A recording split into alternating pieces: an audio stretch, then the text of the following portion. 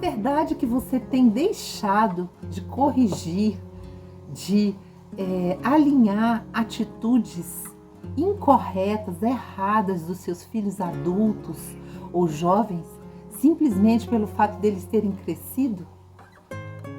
Bom, a Bíblia não traz um apoio para esse tipo de omissão paternal. Por que ela não traz esse apoio? Porque para a palavra de Deus, o certo é certo, o errado é errado. Não existe um relativismo como existe no mundo.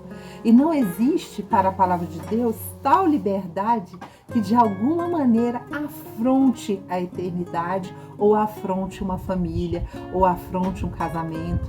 Então, se os nossos filhos, os seus filhos, em algum momento vierem a ter atitudes que você sabe comprovadamente pela palavra de Deus que não agradam o Pai, ou que ofendem de alguma maneira outras pessoas, nem precisa ser você mesmo, nem precisa ser a sua casa. Porque às vezes, naquele momento em que seu filho está tendo aquela atitude, você não está por perto. E muitas vezes também você já desistiu. Só que é seu papel como pai e como mãe deixar claros os marcos no caminho daquilo que não é correto. Não importa a idade que seus filhos tenham. Eu não estou dizendo aqui que um pai e uma mãe têm que ser de tal forma desagradáveis que eles cheguem ao tempo todo a confrontar esses filhos. Eu estou dizendo que há momentos específicos em que você deve confrontá-los sim.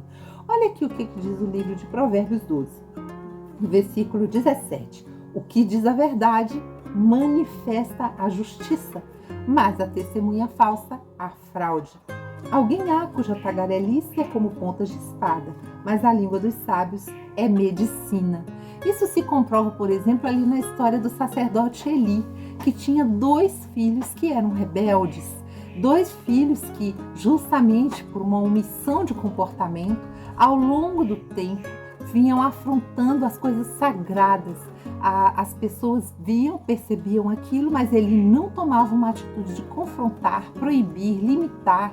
Ele continuava, inclusive, apoiando de certa forma a ida de seus filhos para atividades do templo, e eles continuavam fazendo o que era errado.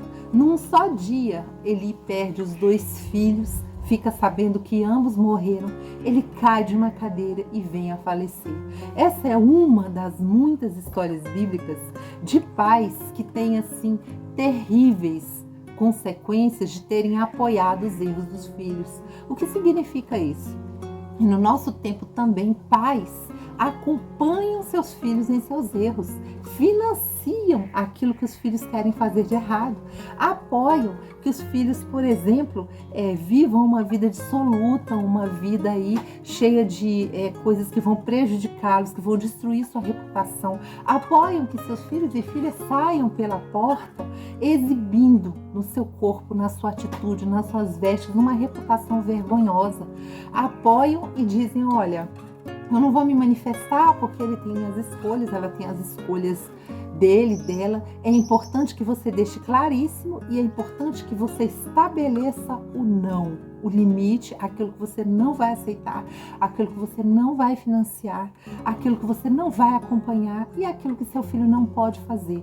Quantos filhos há que em uma mesa de família como essa, onde eu estou sentada aqui, envergonham a família inteira com a conivência do pai e da mãe?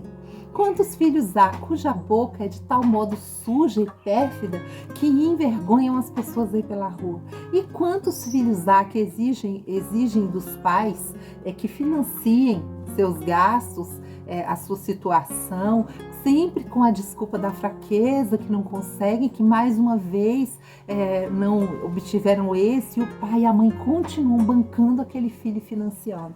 Quantos filhos há que o pai e a mãe sabem que estão vivendo uma vida absurdamente pecaminosa e dizem, olha, vem para cá, a gente apoia isso, vem viver dessa maneira aqui no nosso meio. E eu digo para você, você financia a ruína do seu filho se fizer dessa forma. Qual seria a conduta correta? Leia para ele na Bíblia aquilo que não está certo. Diga que você não vai ser conivente, mas que você o continua amando como filho e apoiando nos momentos de dificuldade, de luta, e orando para que haja uma transformação na vida dele, uma mudança completa em seu interior.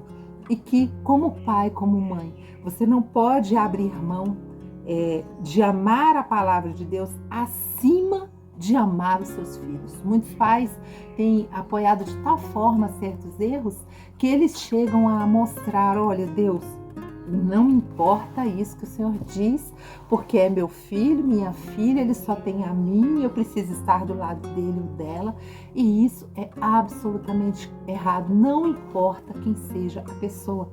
Imagine bem que num ambiente de trabalho ou aí numa avenida, uma pessoa comete uma infração. Essa pessoa vai responder por aquilo que comete lá do lado de fora. Ela vai enfrentar os olhares críticos, sim, das pessoas, não porque elas tenham preconceito, mas porque elas estão vendo que aquilo está errado. Ela vai ser cobrada sobre atitudes que ela faz que não são éticas. Ela vai ser chamada por um policial e ela vai pagar a multa, e ela vai sim muitas vezes perder até a carteira e o carro ser apreendido, porque ninguém vai agir como um papai e uma mamãe que mimam o filho e que passa a mão pela cabeça.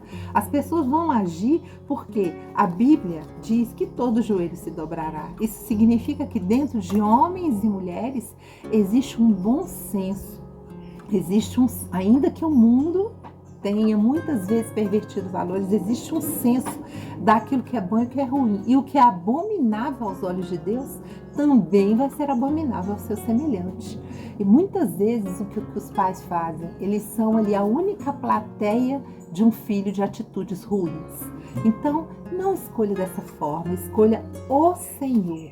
Mesmo que você ame muito seus filhos, mesmo que você queira estar perto deles, não concordar com circunstâncias erradas não significa estar o tempo todo longe.